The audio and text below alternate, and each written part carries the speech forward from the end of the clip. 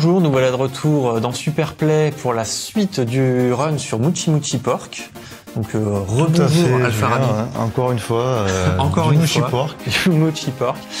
Donc nous avons vu les 3 premiers niveaux la fois d'avant. On a essayé de voir un peu le système de scoring, comment tu avais géré l'aléatoire, enfin le petit changement de route là, à la fin du stage 3. Voilà, les pertes de vie, tout ça, un peu de perte de score, mais quand même globalement un score solide.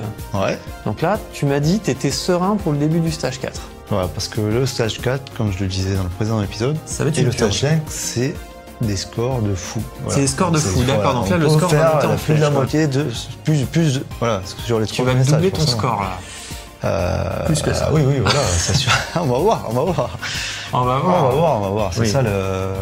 on va essayer de commenter ça justement. C'est ça le problème de Superplay, c'est qu'on sait jamais si tu vas faire des bonnes parties. On sait jamais, c'est toujours la surprise. Toujours la surprise. Oui, bien sûr. Bon. Allez, c'est parti. C'est parti pour le stage 4. Stage 4. Alors, comme tu disais, ça commence dans l'eau. Voilà, tu m'avais souligné un truc intéressant sur le level design, tout ça du jeu. Ouais. On commençait dans la ville, on arrivait dans une école, le stage 3 on était plus ou moins, alors je ne sais pas trop ce que c'était, on était dans des champs, ouais. Et là on arrive dans le port et dans l'usine. Voilà, c'est au fur et à mesure on va arriver. En fait on se rapproche de petit à petit d'une espèce de, enfin on rentre dans une société de gens qui font de la viande de porc. Voilà, qui utilisent le porc, donc on présume que sur le scénario, voilà, c'est des... On présume qu'il y a des porcs dans le scénario. C'est des porcs qui se font, un peu kidnappés par des extraterrestres, tout ça. Enfin, voilà, c'est des ovnis sur le début du jeu, on peut voir des ovnis, tout ça. Mais en fait, c'est des grosses fabriques d'extraterrestres qui font du porc, un peu leur truc, quoi. Des abductions de porc, peut-être, je sais pas. Voilà, on imagine un peu un scénario dans ce genre-là. Voilà, le scénario des shmups, on a toujours vu que c'est pas très voilà. Là, on peut voir que sur les 2 tanks, là, je vais essayer de les gratter au dernier moment. Ouais. Hop, et bim, avec le leurre d'attaque, j'optimise le score. Là, c'est magnifique. C'était bien beau. Là, c'était vraiment très très difficile à mettre en place. Ouais, j'imagine, c'est pas le genre de truc que tu réussis à chaque fois. Ça marche pas à tous les coups. Okay. Là, on peut remarquer que ce tank, il fait penser, les tanks à chenilles, là, ça fait penser au tank de Battle Garaga et de Ibarra. Donc, tu dois leur péter les chenilles et ensuite l'intérieur. En fait, en pétant les chenilles, on va le faire arrêter le truc et là ça va nous donner un petit indice au niveau de quand il va exploser. Donc voilà, ça va nous permettre d'utiliser l'alarme d'attaque à ce moment-là, une fois que les chenilles vont être détruites. Voilà. Alors le premier mid-boss, parce que voilà, il faut savoir que le stage 4, comme il est très long, on va voir, là il y a déjà un mid-boss, mais il n'y a pas qu'un mid-boss sur le stage 4. Donc là, tu as failli crever, tu as lâché une bombe. Oui, là c'est surtout remplir la jauge de l'art d'attaque, parce que celui-là j'essaye d'optimiser les 2 phases du truc. Là par contre, là j'ai perdu une vie. Le pattern c'est pas très grave, parce que j'ai été trop vite dans mon mouvement de droite à gauche, comme ça, dans le bullet turning. J'ai été trop rapide. Et du coup, c'est pas très très grave. Et là, c'est perdu. Il y a cette phase, mais au moins on a pris les points. L'essentiel, c'est toujours les points, d'optimiser sur les derniers patterns de ces mid-boss qui donnent beaucoup de points, quoi. Alors là, le problème, c'est que ces hélicos, tu les tues et ils donnent ton bonus qu'après être tombé. C'est-à-dire ils sont dans une autre dimension. Ils sont un peu dans, on peut les toucher parfois. On les tue et puis après la médaille, ça c'est un peu l'effet pervers, c'est pour faire perdre la chaîne. Donc ça c'est un passage pour faire perdre la chaîne. Un petit peu, et puis c'est pour se recharger et pour faire croire que le jeu est tranquille. Mais en fait, c'est pas tranquille du tout. Et c'est un peu le calme avant la tempête. Parce que là, on va avoir 2 grosses tanks sur les côtés. Là d'ailleurs, je perds une vie, mais vite. Parce que pour récupérer sa chaîne, il faut faire un BA très rapide et être près des médailles. Avant qu'ils sortent de l'écran. Donc là, on a vu, il te restait plus que 2 à l'écran. Voilà, il faut ta chaîne. Absolument, il faut qu'il y en ait. Il faut qu'on soit pas trop loin. Il faut qu'on fasse un BA. On a aussi un certain nombre de power-up aussi. Alors, les power-up, c'est des petites saucisses en forme de P. Parce que tout est fait autour du porc dans le jeu. Et ces power-up, il faut avoir un certain nombre pour aspirer ces médailles-là. Sinon, on ne les aspire pas. On passe à côté, on perd la chaîne. Donc là, tu revis, tu ramasses des power-up, tu fais BA et tout ça avant que ça tombe. Exactement. Et là, on arrive sur le mid-boss, le deuxième mid-boss, qui est très très difficile à scorer parce que là, j'ai balancé une bombe directe, mais je l'ai balancé un peu trop tôt. Du coup, mon aire d'attaque, on peut voir qu'elle est vide. Et là, je suis remonté un petit peu parce que les petits cochons, la difficulté du jeu aussi, c'est de vraiment coller les ennemis un peu comme un Ketsui pour aspirer les petits cochons. Et là, j'ai pu avoir ennemis, le minimum de cochons pour utiliser, l'achever et optimiser le score, parce qu'il y en a 3 millions quand même. On voit les cochons sortent des ennemis et après ils tombent tranquillement. Ils sont pas à proximité, tu les aspires automatiquement. D'accord, donc c'est pour ça qu'il faut être près des ennemis quand tu les tues. Voilà, c'est ça qui fait la difficulté. Et ce personnage-là, c'est le plus lent des 3. Pour utiliser son arme secondaire, donc, l'art d'attaque. Si t'es trop près, il peut te foncer dessus. Et puis un petit lag, quand on appuie sur le B, il y a un petit lag. Là, c'est le passage infernal des gros avions. Il ne faut pas avoir trop de vie. Là, j'ai une vie, ça va, j'arrive à les larder facilement. Voilà, encore un petit verre inventé. Les larder, non, ça existe, mais pas dans le même contexte. Voilà, donc je les larde avec ma larde d'attaque et du coup, je passe sans souci ce passage et je score un petit peu comme il faut. Ouais, là, heureusement que ça ralentit. Alors là, c'est un passage qui ralentit pas pareil sur la version Xbox, faut savoir. Il n'y a pas les mêmes ralentissements. Sur Xbox, il est un peu plus rapide. Mais effectivement, là, on sent que c'est la fin du niveau. Ils donnent tout ce qu'ils ont. Alors là, il faut faire que alterner la barre d'attaque, recharger, repasser, récupérer des bombes aussi au passage sur les petits tanks. Recharger sa larde d'attaque pour ensuite le réutiliser sur. Tout ça, ça fait ralentir le jeu aussi. C'est ça qui est. Sinon, si vous n'utilisez pas la larde d'attaque, ça va pas faire ralentir le jeu. Voilà, tout est bien fait dans le jeu pour que vous utilisez cette larde d'attaque. Mais donc, dans tout ce passage-là, vous utilisez vos bombes. Enfin voilà. Tout dans le level design. Là, on peut voir les cochons. Là. On est dans l'usine. Les cochons, ils sont. Voilà, alors là, c'est les ampoules et là, j'ai utilisé une demi-bombe. Ça qu'on appelle une demi-bombe. J'ai pu franchir un pattern.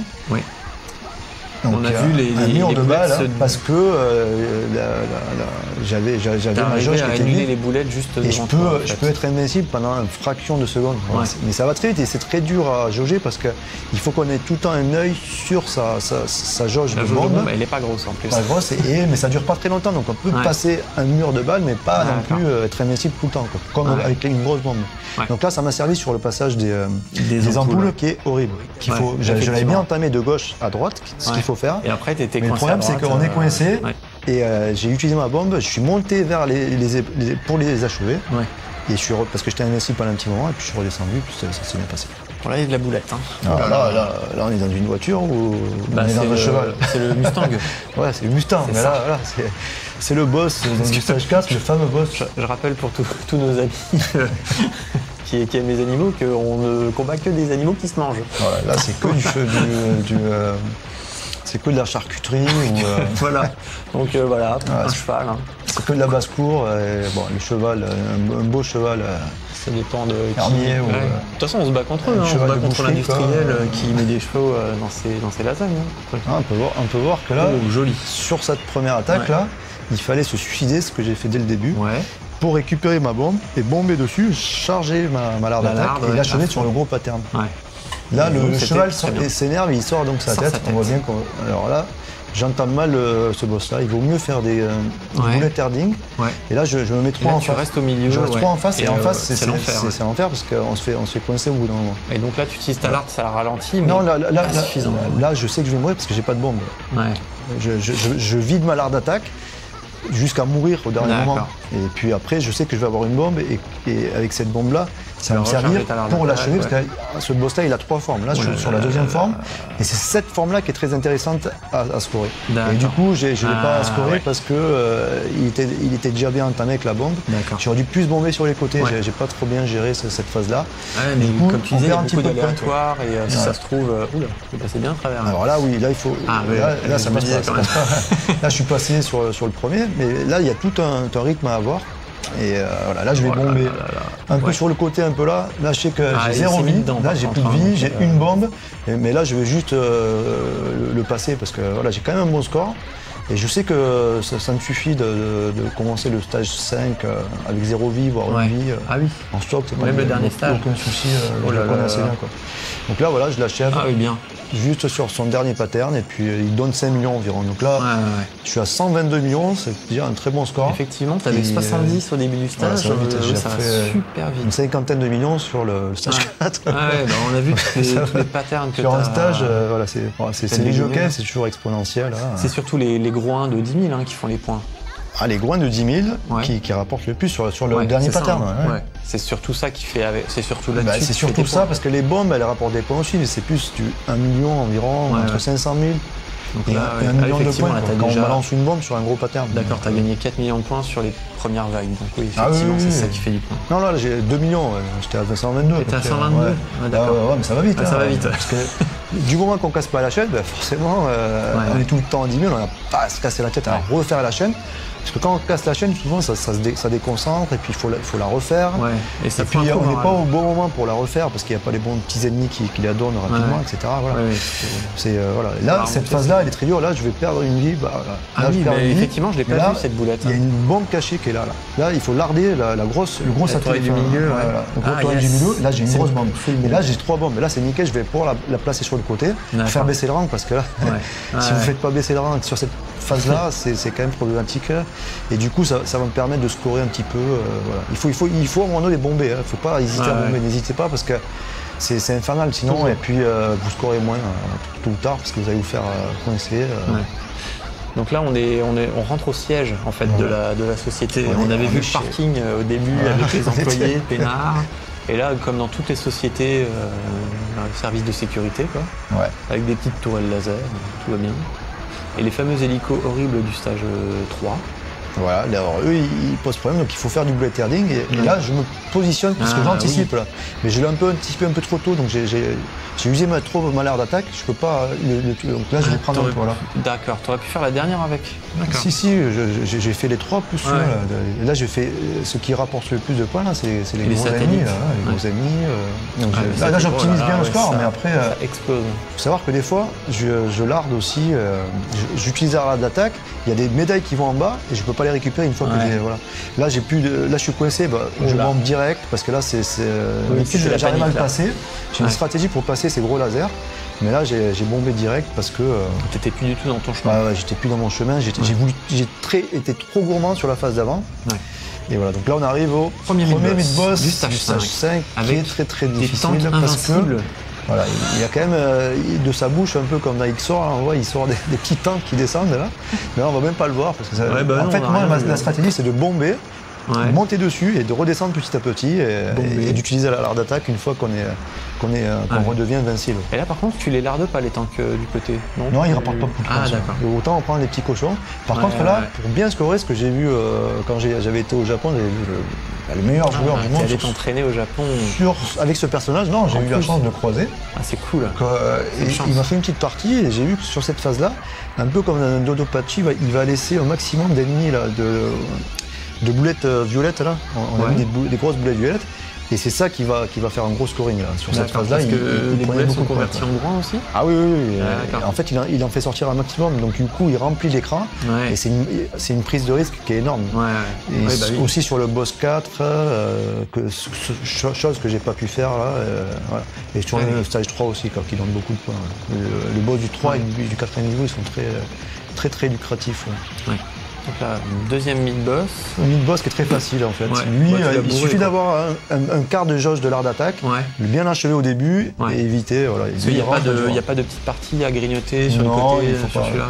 Donc là, on retrouve ces gros hélicos là, qui lancent des petits missiles un peu invisibles là, qu'on voit pas trop, avec leur patterns croisés quoi. Là, tu as utilisé une bombe pour te faufiler. Exactement. J'ai pu utiliser une petite bombe. Donc là, t'as plus de bombe. Ensuite, je vais quand même. Ouais, non, mais c'est. Ça va, non? Ouais, je suis bien passé là. Tu lâches rien. Il y a pas eu de soucis majeurs là, parce que il fallait éviter qu'il balance ces petits missiles. Il fallait bien utiliser l'arme d'attaque. Les fameux missiles qu'on ne voit pas, et justement parce que tu as réussi à les éviter. Cette partie-là est aléatoire aussi au niveau des canons. Ils sortent pas de la même manière. C'est jamais pareil, c'est horrible. Et pourtant, ils avoinent bien. Et ils ont des gros lasers comme dans tous les jeux Racing. C'est typique des jeux Racing. Voilà. Du coup, j'ai pas pu le scorer. Je me suis embrouillé. Là, c'est pareil. Je suis un peu coincé. Mais t'as jamais assez de larde pour tout faire. Oui, voilà. Bon, là, on le voit. C'est par exemple là, il sort. Il n'y a plus assez de l'arme d'attaque. Bon, là, c'est la fin de ce passage. Mais c'est un passage assez délicat où on peut perdre des vies et perdre la chaîne, surtout la chaîne. Et c'est pas le bon moment de perdre la chaîne parce qu'on arrive quand même quasiment à la fin du jeu. Donc là, il n'y aura plus beaucoup d'ennemis. Voilà, on voit qu'on rentre là, on a bien vu que le décor a changé. On est rentré on est dans le bureau du boss. un espèce de logo du boss, un peu mégaloman, on va dire, parce qu'il a un certain ego. Ah bah, c'est un roi de l'agroalimentaire. Voilà. Donc là, il nous sort ses gros tanks à chenilles. Donc là, il faut les achever en même temps. Là, j'ai pas réussi, j'en ai achevé quand même. Bon, tu peux en achever deux. Là, j'essaie de le faire en même temps, c'est-à-dire j'essaie de les viser en même temps. Après, il s'arrête, je leur casse les chenilles. Ils s'arrêtent de rouler, ensuite je vise des malades d'attaque une fois qu'ils sont arrêtés parce que je sais qu'ils vont exploser rapidement. Là j'ai pas réussi, j'en ai eu 1 sur 2, voilà. C'est toujours pareil. Les optimisations de scoring, elles se font comme ça, mais c'est pas évident à mettre en place sur Là c'est le labo. Voilà. Là on voit qu'il y a des engrenages partout. Alors ça c'est une phase qui est très très difficile. Parce que là j'ai 4 vies, on peut voir. Donc le rank est quand même assez élevé. Donc comme on disait tout à l'heure, les boulettes vont un peu plus vite. Et puis, il y a plus de boulettes à l'écran, et il y a ces fameux hélicoptères qui peuvent vous faire perdre la chaîne, qui sont sur plusieurs niveaux. On les voit, ils ont deux dimensions. Et des fois, on va voir qu'il y a une médaille qui va, elle va sauter, et puis on ne sait pas, et puis il faut la screener au dernier moment. Revenu du bas de l'écran. Voilà, c'est-à-dire vous le tuez dans un premier temps, mais la médaille, vous ne la donne pas tout de suite. Et si tu tues trop bas, la médaille tombe. Et du coup, si on est trop loin, si on est coincé avec un pattern, on ne peut plus passer. Donc là, on peut voir encore la photo peut-être du boss, parce qu'on voit qu'il a une belle tête de cochon. Et là, on arrive. Alors, comme je suis authentique, j'essaie de jouer sur les PCB, ça m'a bien fait marrer. C'est pas évident parce que là, il y a eu un glitch que j'ai déjà eu. Il y a un petit glitch graphique là. Donc la PCB, l'alimentation de la borne d'arcade, elle n'a pas supporté. Il y a eu un moment donné où c'était trop faible. Et du coup, il a pas chargé. Il apparaît comme ça. Mais en me remontant la ligne, souvent, je sais pas, ce jour-là. Tu peux pas le faire très rarement, ça, mais ouvrir le truc, changer l'anime en jouant. C'est difficile de régler le 5 volts de l'alimentation de la machine d'arcade, c'est pas évident.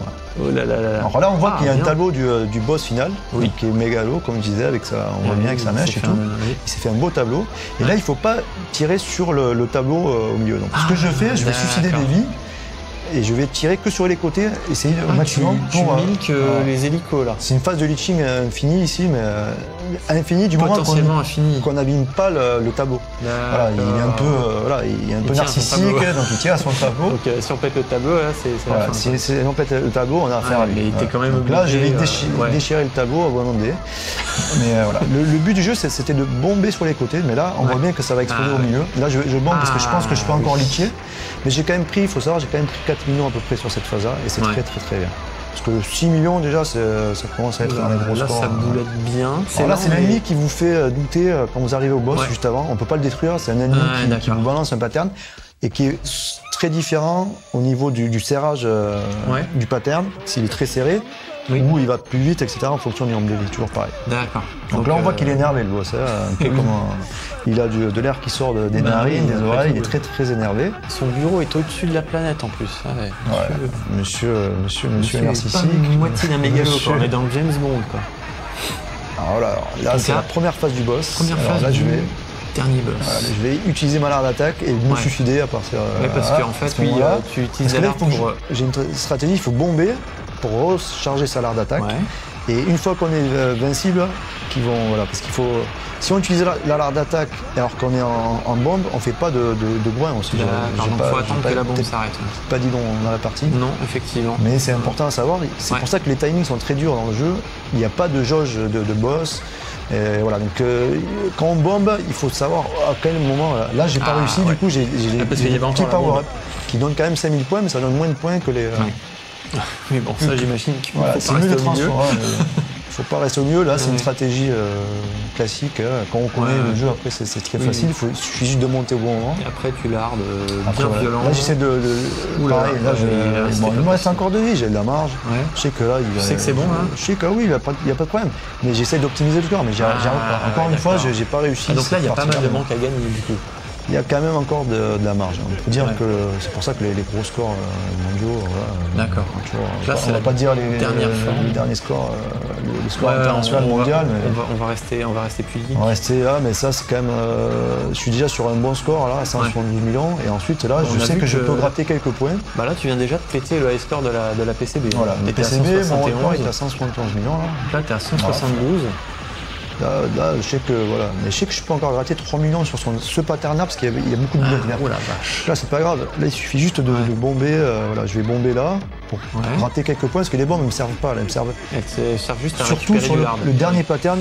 Qui peut nous rapporter le dernier pattern, il peut rapporter des petits cochons en bombant dessus, mais sur les côtés toujours pareil. Hein. Oui, bah oui. Sinon, là je vais bomber par exemple, là je bombe, voilà. Là je bombe et là je vais faire des petits cochons. Alors là c'est le maximum qu'on peut utiliser sa bombe.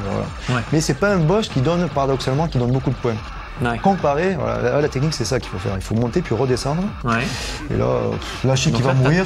Là je prends mon talent, je suis content. Là, là j'ai gagné la partie. Tu fais gagner le plaisir. Là j'ai une vie en stock, je prends plus de risques. Hop, je bouge dans tous les sens, je sais que j'ai gagné. Ah oui d'accord. Donc là, pour moi la partie elle est clearée. Je vais prendre juste les 3 millions qui me restent à prendre. Donc je vais larder là. Et là, ça va exploser. Et puis là, voilà, de 173, après je passe à 176. Pas mal. Donc il rapporte pas beaucoup de points. Enfin, si on fait les 3 parties, on peut arriver à 5-6 millions, mais pas plus que les autres boss en fait. D'accord.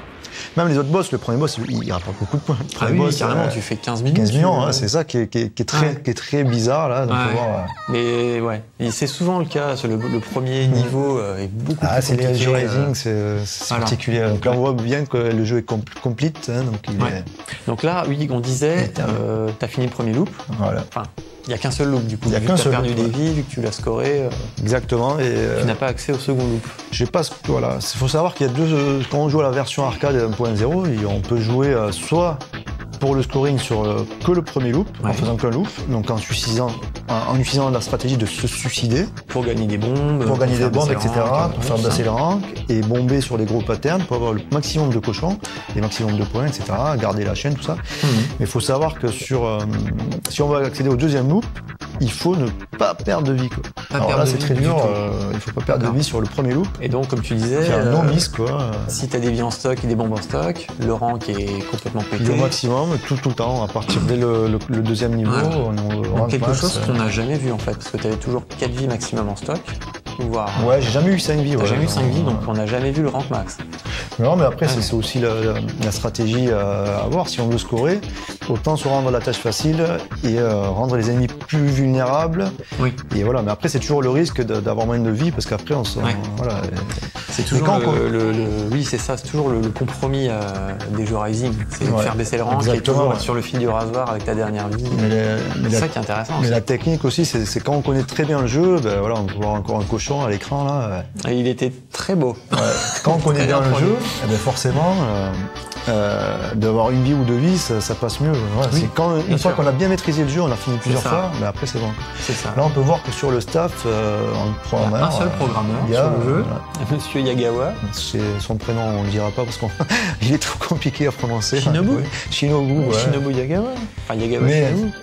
Il y a pas mal de monde dessus, mais c'est vrai que c'est Yagawa quand même qui a programmé le jeu. Alors, Yagawa, moi j'aime bien ce monsieur-là, j'aime bien en parler. Quand il a fait Rising, il a très certainement élaboré la PCB sur laquelle il a fait le jeu. Là, il a juste programmé la PCB. C'est un truc comme ça, il n'a pas trop mis ses mains dedans. Mais là, on peut voir que c'est une nouvelle génération, dernière génération de jeux Cave. Ce jeu est sorti en 2007. Et les premiers jeux, c'était Ibarra, et je pense en 2004. C'était Ibarra, son premier jeu chez Cave. Mais c'est une petite PCB SH3, et c'est les propriétaires de chez Cave, quoi. C'est leur hardware. Mais il développe dessus, il développe très bien dessus. Ah oui, il a même travaillé apparemment sur Daifukatsu Black Label. Il a aidé à programmer Daifukatsu Black Label, le jeu qui rame le plus au monde. Donc c'est pas la première contribution avec Cave, c'est un petit monde fermé. Mais là, il a fait son jeu, quoi. Il a fait un jeu qui lui ressemble un peu, donc c'est pour ça que c'est un petit peu étrange. C'est pas vraiment un Cave, c'est pas vraiment un Rising, exactement. Il est très simple à appréhender, très agréable. À jouer comme ça, on peut y jouer très facilement. Moi, je vous conseille de prendre Momo, c'est le personnage pour commencer de base. Donc, il est moyen. Rose. C'est la Rose avec une belle poitrine voluptueuse. Avec Mouti, elle est très Mouti. Et voilà, donc ce personnage-là, on va pouvoir jouer facilement. Cherchez pas trop à faire les chaînes au maximum, tout ça rapidement. Mais en fait, faut jouer progressivement. Et ensuite, on arrive à avoir le bon timing avec la larde d'attaque. Avec la larde d'attaque, tout ça. Je pense que c'est à partir de là qu'on s'amuse, parce que moi, j'y arrive pas. Oui, j'ai essayé, et Mais l'air d'attaque, ça peut pas. Voilà, c'est comme le loto, il n'y a que ceux qui jouent jamais qui gagnent c'est pas. Ça, faudrait que j'insiste. Il faut y jouer pour gagner, voilà, tout simplement. Écoute, merci, hein, puisque tu le proposes gentiment. Tu peux repartir avec la PCB, j'ai fini avec. Donc, bon, mais par contre, j'ai pas fini avec, parce que sur la PCB, en bidulant quelques deep switch, on peut activer le Harara mode. Et le Manpuku mode. C'est le deuxième loop, c'est le deuxième loop qu'on a, mais qu'on affronte directement, direct. On joue, on met un crédit, on est directement au deuxième loop. Alors le deuxième loop, il faut savoir que souvent les deuxièmes loops, il y a beaucoup de boulettes suicides. Beaucoup de boulettes suicides, beaucoup de boulettes en plus. Beaucoup plus de boulettes et beaucoup plus de rapidité aussi. Voilà, c'est le deuxième loop. C'est beaucoup plus dur. Et sur le deuxième loop, là, il y a par exemple un exemple sur le mid-boss. Voilà, il y a un mur infranchissable dès le premier niveau. Il faut à tout prix bomber. C'est très très difficile, réservé aux joueurs avertis. D'accord. Voilà, qui donc du coup, vraiment... tu vas t'y mettre au deuxième loop? Non, du tout. Ça me fait peur. Mais j'aime bien y jouer comme ça, juste pour... T'arrives encore à y jouer de façon sur le Manpuku, sur la... Ah oui, d'accord, oui. Si j'ai pas beaucoup de temps, je sais que je vais faire 2 ou 3 niveaux, les 3 premiers niveaux. On peut survivre dessus. Mais après, c'est toujours pareil. Il y a des stratégies sur ces modes-là qui sont très très différentes. Je dirais pas à des années-lumière de la version à laquelle j'ai joué. Mais même la 1.0 est difficile à scorer. Faut pas croire que... Mais celle-là, elle est pas infranchissable non plus. Le Manpuku et le Harara mode, vous pouvez y jouer sur la Xbox 360 et vous verrez que c'est... Alors, si vous voulez un aperçu du Manpuku mode, c'est Del, un joueur anglais qui s'appelle Del, qui fait DEL, je trouve son pseudo. Il a fait un run en live au Stunfest il y a quelques années. Et il doit y avoir une chaîne YouTube. Donc si vous voulez voir à quoi ressemble le Manpuku mode, c'est vraiment impressionnant. Voilà. Et dans le Manpuku mode, la stratégie est complètement différente. C'est-à-dire il faut jamais avoir plus d'une bombe en stock. Et c'est justement avec les demi-bombes qu'on va réussir à franchir, parce que là c'est vraiment des murs de balles. On va réussir à franchir des murs de balles.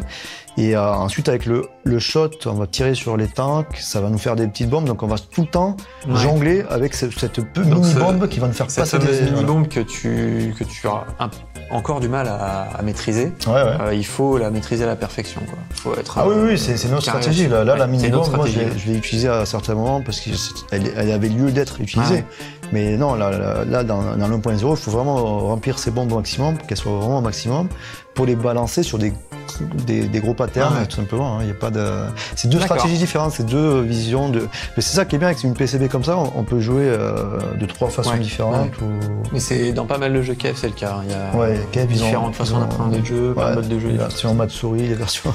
Donc ça veut dire qu'on reverra encore quelques shmups dans Super Play.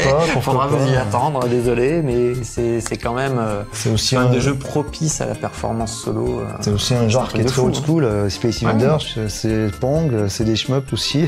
Pong, c'est un shmup. C'était les premiers jeux vidéo, donc vous étonnez pas s'il y a du shmup. Il y en a encore. Voilà. Donc du coup, moi je vous dis à bientôt pour du shmup ou autre chose, parce que quand même, je suis pas sectaire. Non plus, je joue à d'autres jeux. Tu joues à d'autres jeux, on t'en verra certainement avec d'autres jeux. Avec plaisir. En tout cas, merci de m'avoir accueilli. C'est toujours un plaisir de venir ici. Exactement. Et toujours un plaisir de partager la passion du shooting game pour changer. Et du jeu d'arcade, et du super play, et de tout ce qui est toutes ces sociétés qui ont contribué à faire des jeux comme ça. Ça marche. Ok, sur ces bonnes paroles, sur ces mots agréables, à bientôt. À bientôt, c'est les shmuppers, ciao.